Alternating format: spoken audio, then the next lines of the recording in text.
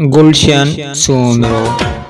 आई रे आई सखी रात सुहानी, आई रे आई सखी रात सुहानी, आई रे आई सखी रात सुहानी, आई रे आई सखी रात सुहानी। अर्श फरिश्ते सारे आए नी चलते तारे, अर्श फरिश्ते सारे आए नी चलते तारे।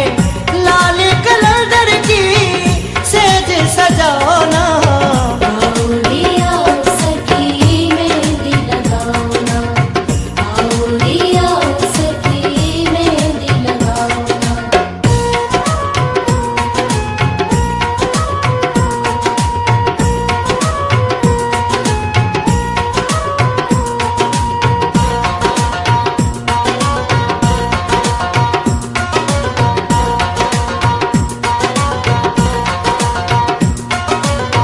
लाई रे लाई भूले जन्नत से मेहंदी, लाई रे लाई भूले जन्नत से मेहंदी, लाई रे लाई भूले जन्नत से मेहंदी, लाई रे लाई भूले जन्नत से मेहंदी।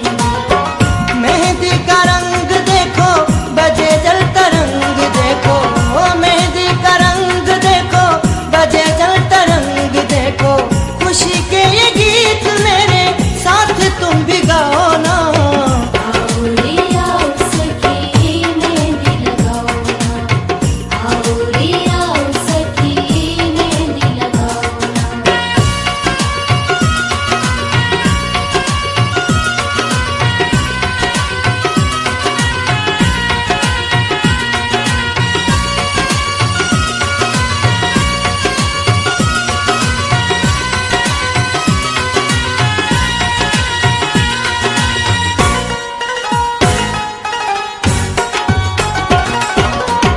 लाओ रे लाओ